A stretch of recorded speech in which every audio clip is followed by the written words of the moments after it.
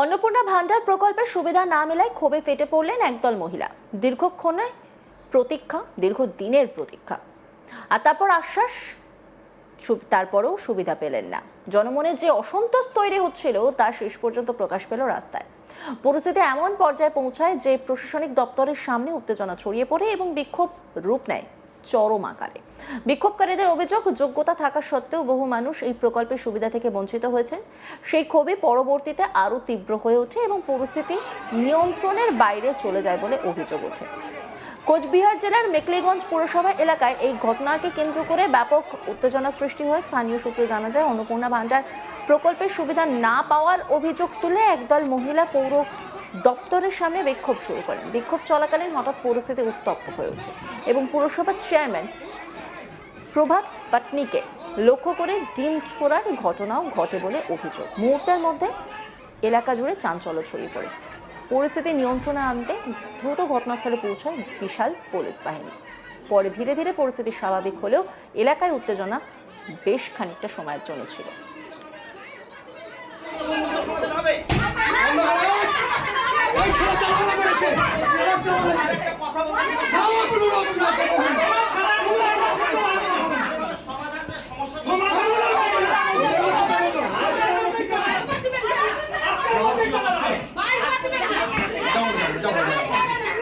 দেখো তুমি সব দেখলা, তোমার পরে ওই যে এদের যে পার্টিগত ব্যাপারে চলে আসলো।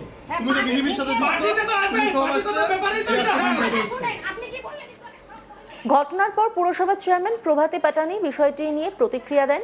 তিনি এই ঘটনাকে রাজনৈতিক রং দেওয়ার চেষ্টা হচ্ছে বলে দাবি করেন এবং তীব্র কটাক্ষ করে বলেন, এই ধরনের ডিম ছোড়া এখন এক ধরনের নতুন সংস্কৃতি হয়ে উঠছে।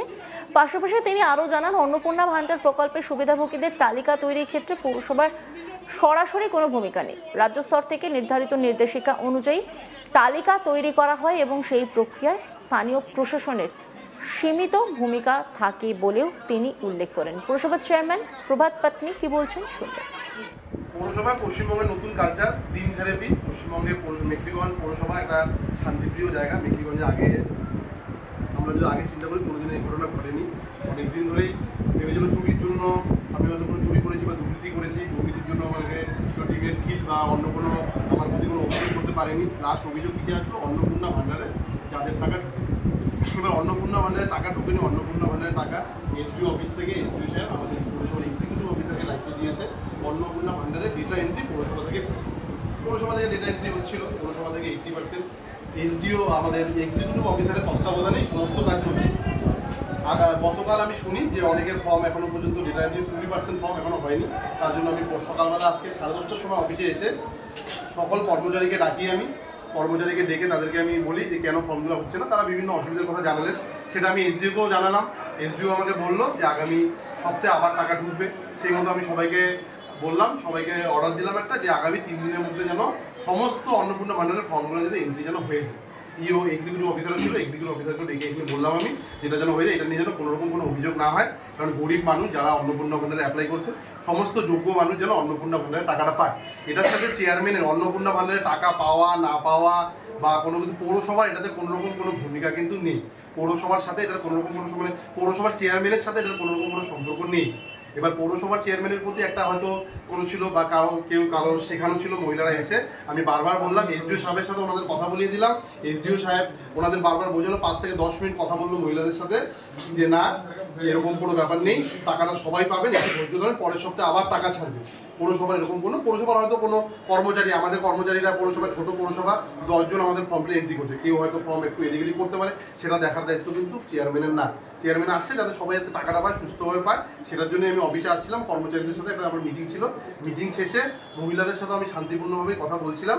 তারপরে একদল দুষ্কৃতী আসে ডিম থেরাপি, যেটা নতুন কালচার, সেই ডিম থেরাপি এখানে শুরু করে। কিন্তু এখানে আমি আবারও বলতে চাই, আপনারা খোঁজখবর নেন, আমাদের যে উদ্যোতন এসডিও যে আছে, এসডিওর সাথে পৌরসভার চেয়ারম্যানের সাথে এটার কোনোরকম কোনো সম্পর্ক নাই। এই অন্নপূর্ণা ভান্ডারের যে দায়িত্ব দেওয়া ছিল, সেটাও দেওয়া ছিল এক্সিকিউটিভ অফিসারকে, চেয়ারম্যানের কিন্তু এখানে কোনোরকম কোনো ভূমিকা ছিল না। তারপরেও আমি নিজে থেকে যাতে সবাই সুষ্ঠুভাবে এই প্রকল্পটা সুবিধা পায়, তার জন্যই আমি এসে কর্মচারীদের সাথে বৈঠক করছিলাম। তারপরে কি হলো আপনারা সবাই দেখলেন, লাইভ চললো, কি হলো, এবার প্রশাসনের কাছে যাবো, প্রশাসন যা ব্যবস্থা নেবে নেবে। অন্যদিকে বিক্ষোভকারী মহিলাদের দাবি, বহুবার আবেদন ও অভিযোগ জানানো সত্ত্বেও প্রকৃত উপভোক্তারা সুবিধা পাচ্ছেন না। তাদের মতে প্রকল্পের স্বচ্ছতা নিয়ে প্রশ্ন উঠছে এবং সাধারণ মানুষ বারবার বঞ্চিত হচ্ছেন। এই বিষয়ে স্থানীয় বিজেপি নেতৃত্ব কি বলছেন শুনব। অভিভাবকহীন হয়ে পড়েছে। এই পৌরসভার কর্মচারীরা সঠিকভাবে কাজ করতে পারছে না, তাদের কাছে সঠিক কোনো পরিচালনা করার মতো এখানে মাথা নেই। আজকে ভাইস চেয়ারম্যান থেকে শুরু করে চেয়ারম্যান প্রতিনিয়ত পৌরসভায় বসে না, কাউন্সিলরগণরা প্রতিনিয়ত আনাগোনা করে না। এই পৌরসভা সঠিকভাবে পরিচালনা হচ্ছে না। তার একটা ফল আজকে মেখলিগঞ্জের সাধারণ জনগণ তারা পেয়েছে। অন্নপূর্ণা যোজনার মাধ্যমে আমাদের পশ্চিমবঙ্গ সরকার যে পশ্চিমবঙ্গের মা বোনদের জন্য যে ৩,০০০ টাকা প্রত্যেক মাসে প্রদান করার যে কর্মসূচি নিয়েছে, এই কর্মসূচিতে যারা ম্যানুয়ালি গত এপ্রিল মাসে গত মে মাসে 29 তারিখ থেকে ফর্ম জমা দেওয়া শুরু হয়েছে। 2 তারিখের মধ্যে প্রথম লটে প্রায় 400 জন বেনিফিশিয়ারি আমাদের মেখলিগঞ্জ পৌরসভার থেকে অন্নপূর্ণা যোজনা ৩,০০০ টাকা করে পেয়েছে। তারপরেও ধাপে ধাপে বিভিন্ন বেনিফিশিয়ারিরা এখনও পর্যন্ত যা ম্যানুয়ালি যা দেখা যাচ্ছে যে প্রায় 1500 কাছাকাছি ফর্ম জমা পড়েছে এবং বেনিফিশিয়ারির সংখ্যা সেখানে প্রায় 2000-এর কাছাকাছি হতে পারে। এই যে বেনিফিশিয়ারিরা যারা ম্যানুয়ালি ফর্ম জমা দিয়েছে, এর ডাটা এন্ট্রির সম্পূর্ণ দায়ভার হচ্ছে মেখলিগঞ্জ পৌরসভা। পৌরসভায় এতজন স্টাফ থাকার পরেও বিগত জুন মাসে 5 তারিখ থেকে 30 তারিখ পর্যন্ত 25 দিন সময় পাওয়ার পরও এই 1500 ফর্মকে তারা ফিল্ড ইনকোয়ারি এবং পোর্টালে তারা এন্ট্রি করতে সক্ষম হয়নি। কিন্তু আজকের এই সরকার, পশ্চিমবঙ্গ সরকার, প্রত্যেকটা ওয়ার্ডের জন্য একজন করে ফিল্ড অফিসার এবং প্রত্যেকটা ওয়ার্ডে ডাটা এন্ট্রির জন্য একজন করে ডাটা এন্ট্রি অপারেটর নিয়োগ করে দিয়েছে। 9টা ওয়ার্ডে স্বাভাবিক কারণে যদি একটা কর্মচারী প্রতিদিন যদি করে 10টা করে যদি ফিল্ডে যদি ফর্ম ভেরিফিকেশন করতে পারে, তো দেখা যাচ্ছে 25 দিনে তারা কমপক্ষে 250 ফর্ম ইনকোয়ারি করতে পেত ন্যূনতম, তার কাজের থাকেও। এবং ডাটা এন্ট্রি যারা অপারেটর আছে তারা যদি দিনে 10টা করে করতো, তো সেই সংখ্যাটা 250 করে প্রত্যেকটা ওয়ার্ডে করা যেতে পারত। কিন্তু এখনও পর্যন্ত এখানে যা জানা যাচ্ছে যে 800 কাছাকাছি ফর্ম ডাটা এন্ট্রি হয়েছে। এবং এই ফর্ম যে 800 ডাটা এন্ট্রি হয়েছে, তার মধ্যে যে প্রথম যে 400 জন বেনিফিশিয়ারি গত জুন মাসের 3 তারিখে আমাদের রাজ্যের মুখ্যমন্ত্রী এই 3000 টাকা করে অন্নপূর্ণা যোজনার টাকা দিয়েছে, তাদের মধ্যে অনেকেরই সেই ফর্মগুলো না ফিল্ড ইনকোয়ারি হয়েছে না ডাটা এন্ট্রি হয়েছে। তো এরা একটা উদাসীন, একটা পরিকল্পনাবিহীনভাবে কাজ করেছে, তার ফল আজকে মেখলিগঞ্জ পৌরসভার জনগণ ভুগতে হচ্ছে।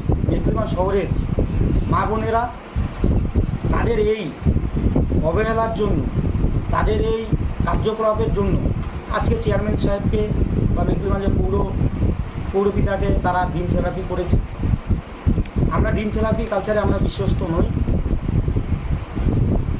যেই ঘটনাটা ঘটেছে, ঘটনাটা না ঘটলেও ভালো হতো। অন্যান্য খবরের আপডেটের জন্য অবশ্যই নজর রাখুন আজ তাক বাংলার ইউটিউব স্ট্রিমিংয়ে। লাইক, কমেন্ট, শেয়ার এবং সাবস্ক্রাইব করতে ভুলবেন না।